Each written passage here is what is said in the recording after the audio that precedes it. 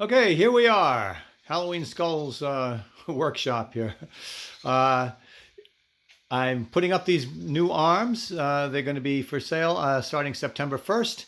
This video will be uploaded tonight, and this is what you're going to be getting. I've got them programmed for the motions that just to show off what it can do, and all the different ways that it can move, and they will come fully assembled themselves, of course, and however, they're not going to come, obviously, not going to come attached to a skeleton.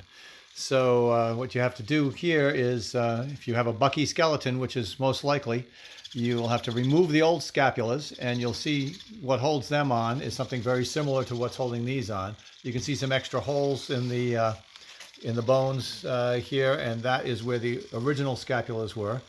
You have to mount these on there in the same way. You have to find a spot where it lines up with the ribs so that you can drill a hole through my scapula here, or along the edge in the similar positions as where these screws are.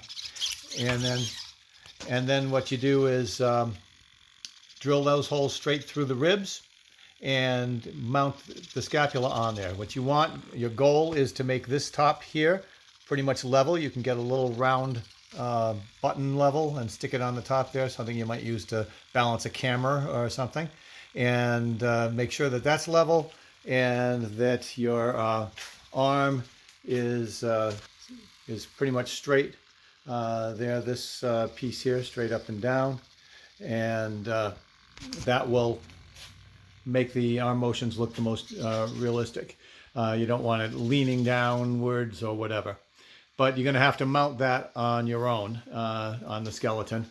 And it does have, the mount also does have a spot, as you can see there, for the controller card. It takes one controller card to run the full set of arms, both arms. You'll see the other one, I don't have anything attached to there. The wires run across. There will be a couple of servo extensions to get the wires across the back here onto here. So what you can see here is that it's pretty well hidden, all the wires and everything from the top of the shoulder all the way down to the fingers, and you don't see a whole lot going on there. But right at the shoulder, there are the wires. Now I left the wires loose. I would be, of course, like zip tying those together and hiding them as much as possible behind the skeleton. But you're not going to be able to hide everything, like the part of that servo that shows in there. So it is advisable, if you want to put these out on display, that you could just paint the servos bone color, and that would hide it a little bit, and that wouldn't hurt anything, at least the parts that show on it. You can also put clothing on the skeleton, and I don't know if you what I use so that you still get the effect of the bones, and yet you hide some of the bad parts there, is that I would use a sheer shirt, a black sheer netting kind of top that you can see through, and you would see the bone and everything, but you wouldn't notice the black sections of the servo through a black netting. So that pretty effectively hides it, but still gives you the illusion of seeing the bone through the shirt and thinking that that everything is hidden in there. So that's pretty much what's going on here. And again, you're going to have to find the right place. Two people are handy to put these things on. You get one person moving it around on the skeleton until you get the arms at the right height and level as much as possible, and then the other person to start drilling holes through the scapula, this actual part that I send you. I can't put holes pre-drilled in certain positions because these are fourth quality Bucky skeletons, and the bones are always all messed up. They're not always in the same places. They're warped. You have different issues with the skeletons. So you have to hold it there, and you have to get it in that position, and then drill some small holes through, and you run these screws in and put a nut on the other side. I use a nut with a nylon lock washer on the built into it, and so they won't loosen up on you. Also, if you are putting clothes on it, you see the gear up here, and it's been pretty good. I use some stuff that could easily get caught into the teeth of the gears, and it doesn't, because I've added this little plate on the top of the gear so that when you look at it from the top here, you can't see the teeth. So the teeth are recessed underneath that plate, and that stops them from getting stuck in a piece of loose clothing or something there. You can put padding over the top of it if you want to pad the shoulders or whatever. Of course, as I mentioned, you're going to want to take these wires, get them all out of the way, and zip tie them together so that they don't dangle and get seen by the public. Now, the thing to watch out for is that these arms, although they're moving fine, and I have set safety limits on them as to how far back they can go, to make sure that they don't go and exceed the number of teeth in this rolling bar here, and they stay put. But it is possible to program the arms in a way that could break them. So you don't want to program the arms so that they hit each other, get stuck in each other's fingers, get stuck on a piece of clothing if you have them on the skeleton. You have to make sure that they're not going to be anything that it could get hooked on or stuck in. Also, if you're using more than one set, make sure that the skeletons are set far enough apart so if you make a wide arm movement, they don't hit each other or anything nearby, props or anything like that. If you're just moving them around, they'll last forever. If they get stuck in something or get hit, or you program them to move, it's possible to program the arm to come up here and have the hand hit the part of the front of the chest here and push against it. That might not break it immediately, but it will put extra strain on the servo, and that will shorten its life. It could also snap off apart. You have to be careful when working with these arms, because there are some spots here where it gets kind of thin. You can see right there. And it's 3D printed arms all the way down. And all the pieces that you'll get are 3D printed, just like the skulls.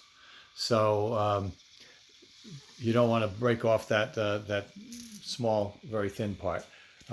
Beefed it up as much as I can without making it look ridiculously large. So we try to make it look as authentic as we can, and hide all the wires inside the bones. All you see here is everything you need to run this. I've got the power supply for it here. If you already have one of my power supplies and you're using it on your skull, you can also use the same power supply for the arms. You don't need to buy another one if you've already got the skull. If you have 4 or 5 skulls and you want arms for all of them, it's time to think about getting separate power supplies for each one. Oh, I just kicked the bucket. This bucket, that is. Anyway, you want to make sure that you get enough power in there to not be drawing down the power supply too much. But it's fine. 1 skull, 2 skulls, 4 skulls, a skull and a set of arms. The arms do have heavier duty servos in them than the head, so they will draw a little more current. But no problem. We can run the skull and the set of arms. Probably 2. Although this is a 10 amp power supply, so I wouldn't think that would be a problem. But if I'm running the skull and arms, I would prefer to have a power supply for each skeleton. And of course, then I've got that running through this DMX cord into my build area here, where I am running this on a routine on VSA. And that's what's making the arms go. So that's about all I can think to mention about this. And I hope you enjoy them. And I know they're a long time coming. I've used them myself for years, and I was always a little nervous about putting them out on the website because they are fragile, and I want people to understand that they have to really be careful when handling them and putting them together, and just make sure that they have clearance for everything, and that you don't program them to do something that they can't do without hitting an obstruction. And they will be fine. I'm using the same arms that I've been using on my skeletons in the Cindy Skinless group for probably close to 10 years, I guess.